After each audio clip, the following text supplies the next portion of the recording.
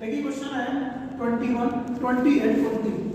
Question number 20 सिद्ध करना है कि प्रदत्त पृष्ठ एवं अधिकतम आयतन के बेलन की ऊंचाई आधार के व्यास के बराबर होती है। प्रदत्त पृष्ठ का मतलब है उसका पृष्ठ दिया गया है। क्या है? उसका पृष्ठ दिया गया है ना, और उसके आयतन में क्वेश्चन लेके चलना है, उसको मैक्सिमा करके लाना है और सिद्ध करके लाना है कि उसकी ऊंचाई आधार के व्यास के बराबर होती है। क्वेश्चन को फिर से समझें एक बार। बेलन के आयतन में तो क्वेश्चन लेके चलना है, क्योंकि यहाँ आयतन के साथ अधिकतम लगा है, तो आयतन में तो क्वेश्चन लेके चलना है।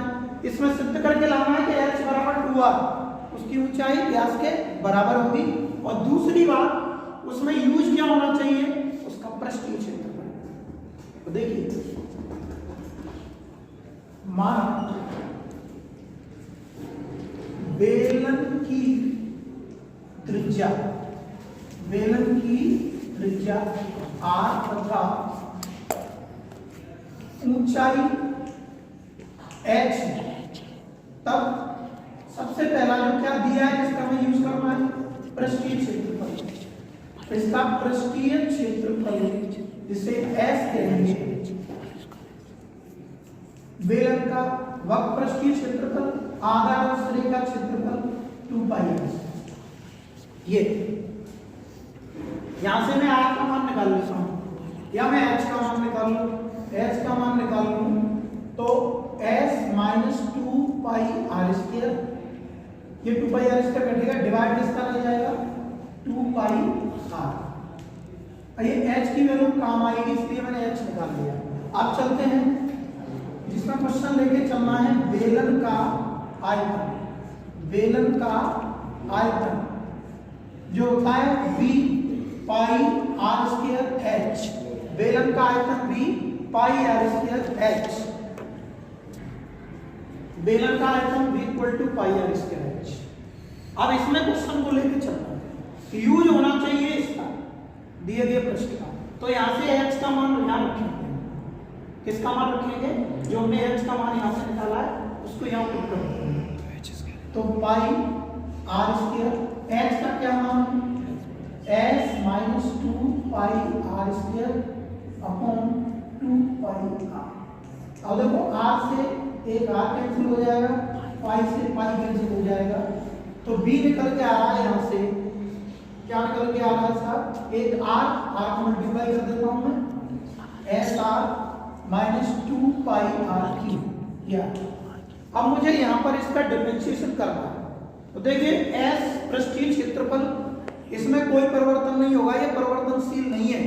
परिवर्तनशील है इसकी त्रिज्या।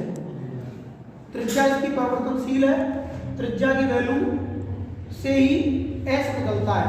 तो यहाँ डिफरेंशिएशन होगा किसके सापेक्ष? r के सापेक्ष, त्रिज्या के सापेक्ष। यहाँ डिफरेंशिएट करेंगे, differentiate with respect to r, dv upon dr।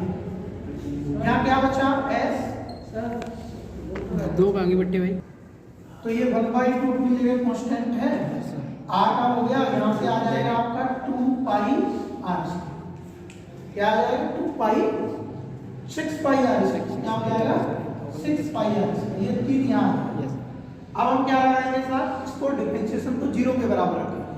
For maxima and minima, for maxima and minima